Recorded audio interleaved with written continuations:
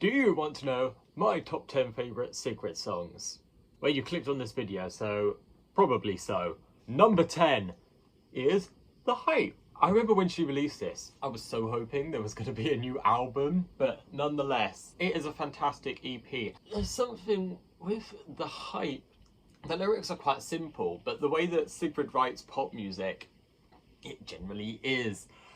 But it's how all the different sections, especially near the end of the song, all blend into each other. It's with the composition itself, the thing that makes me fall in love with the song more than anything. It isn't that despite being a pop song, it has quite a few different textures. It's the ending. I could listen to that ending forever. It feels like such an odd thing to love about a song. But for me, I don't really care if the lyrics is the music and the instrumentation itself. And just that ending, feeling like you're whispering off into the distance to start anew. For number 9, quite a different song, Head on Fire. I watched interviews of like Sigrid and Griff talking about this song. They took 2 seconds deciding the topic. It was just going to be about being crazily in love with someone. The topic is really stupid, but the way they wrote about it, I think, is fantastic. A lot of the references in that song, they just make no sense. But it's such a fun song. I think they balanced the instrumentation to be poppy, but also rather urgent. And it fits how kind of over the top the lyrics are. And if anything, especially when I went to see Sigrid now 3 years ago, that was such a fab song to dance along to. On a bit of a darker note, number 8, Fake Friends. This was on her first ever EP, the Don't Kill My Vibe EP. And I remember listening to the 2 middle songs on it, one of them being Fake Friends. And at the time being able to relate quite a bit. But at the same time, it was quite a new thing, I guess, to be so kind of dark in a pop song. I don't know whether maybe it's more of the nostalgia glasses of being 18 at the time. It just have the instrumentation fit the mood of the song so well that she turned kind of typical pop beats into something quite sinister. She really perfected having a typical rolling beat that is dark and fits the topic. This was back in like Sigrid's early days where I think she was still writing all of her songs by herself. So while she speaks fluent English, a lot of the references made aren't Anglophone, but I love that. Like, used to being your number 2. No one would say that in normal English, but to me it's just iconic. For number 7, I have Nevermind from her first album. I, if anything, love the contrast, but I think the contrast works so well because the instrumentation of the song just kind of rolls on, and if anything, it is so good to listen to when you just need to feel badass. And just walk at quite a sustained pace and just feel really good about yourself. And then the lyrics, I feel like it pairs with it perfectly because the instrumentation is quite polished and happy sounding, but I guess that fits with the lyrics because it's very much the confidence of walking away and being your own person. And so it may seem contradictory, but it fits perfectly. And just the repetitiveness of Nevermind in the chorus going along with that rolling beat, just, it's so simple, but it just hits hard. And it's a damn good song. On a similar but also very different note, for my number 6, it's I Don't Wanna Know from her second EP. It's a very sad song, and it's so real. I mean, in one of the lyrics, she references high school. I don't know whether this is to do just Sigrid herself or part of Norwegian culture, but she's so blunt in songs and will, I guess, robotically mention certain things. Like, certain Sigrid lyrics almost feel a bit calculated as opposed to just flowing endless emotion, which, being English, I feel like I could also relate to as weird. It's a typical thing in Northern Europe, but the piano in it is so beautiful. And you know Sigrid would have played that herself.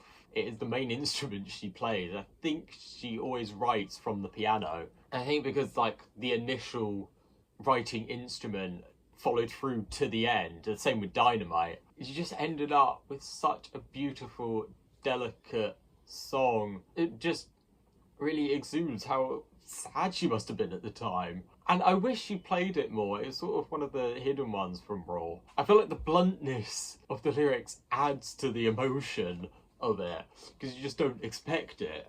Number 5, I have from her second album, I have Dancer.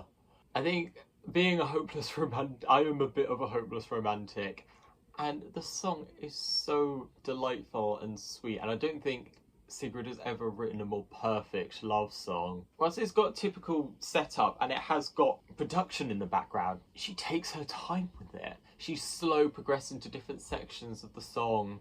It got a few lyrics, and the lyrics left in are absolutely perfect. And it really creates the imagery of just dancing with one other person that you love so dearly. And the bridge is my favourite bit. There's just that light change in the instrumentation, and there's just one instrument, as she says, probably the most poignant lyrics of the song. And it just builds a bit up and then fades away, but there's so little lyrics. You've got your own time to just enjoy the lyrics and think about the people you deeply love. You can just enjoy the song and its meaning because it's conveyed so simply. On a more poppy note, but of pretty much the same vein, from her second EP again, I have Schedules. This song's awesome. It's so fun. Like, this is like, Dancer is, you get down to the real deep emotion of loving someone so deeply. And then Schedules is also acknowledging how much fun it is. Just letting yourself loose and having a fun old time. God, that sounds so stupid. Well, I remember reading an interview that Sigrid did, and she kind of said that she wrote Schedules because she felt like she had to write at least one happy song.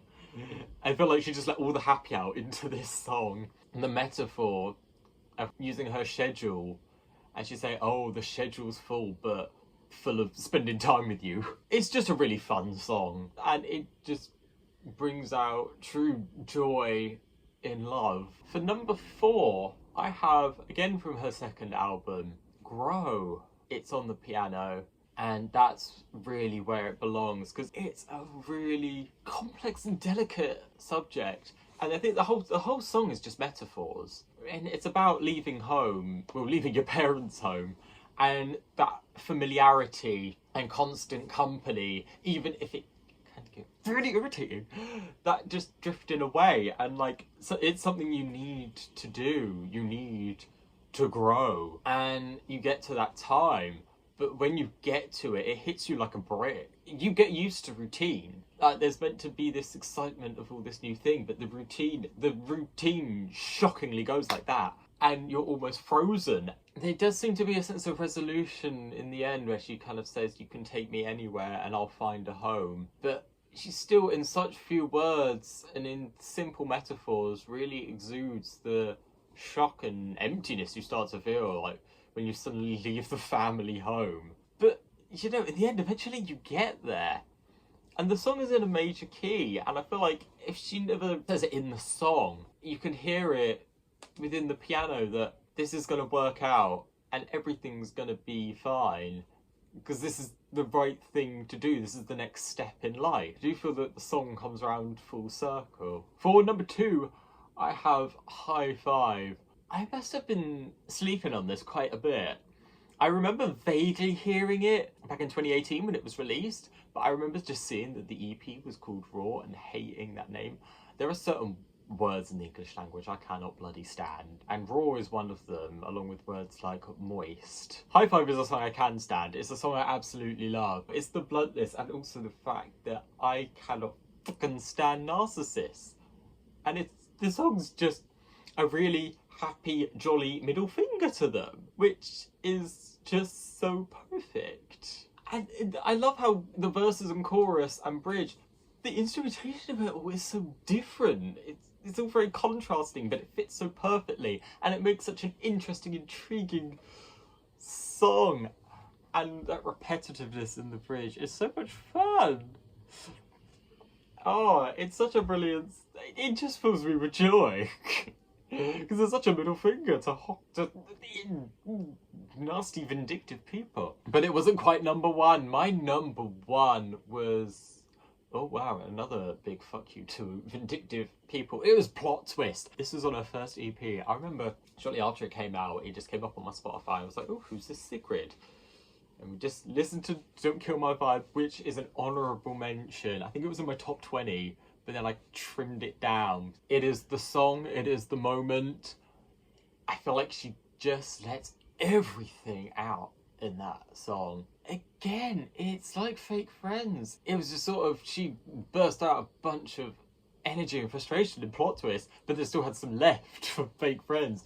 But plot twist was the pinnacle of just this release, and it is such a damn good. Watching that live was so brilliant. I hope she keeps it on the set list for years to come, because oh god, it is such a damn good song to scream out loud to. And it doesn't need to be super screamy. The lyric, almost like quite simple but quite convoluted. There aren't many words, but the words chosen are just perfect little nuggets to jab into whatever arsehole she wrote this about. And those were my top 10 favourite songs for my favourite Scandinavian artist, Sigrid. I have been Jack the Music Lover, and I'll see you in the next one.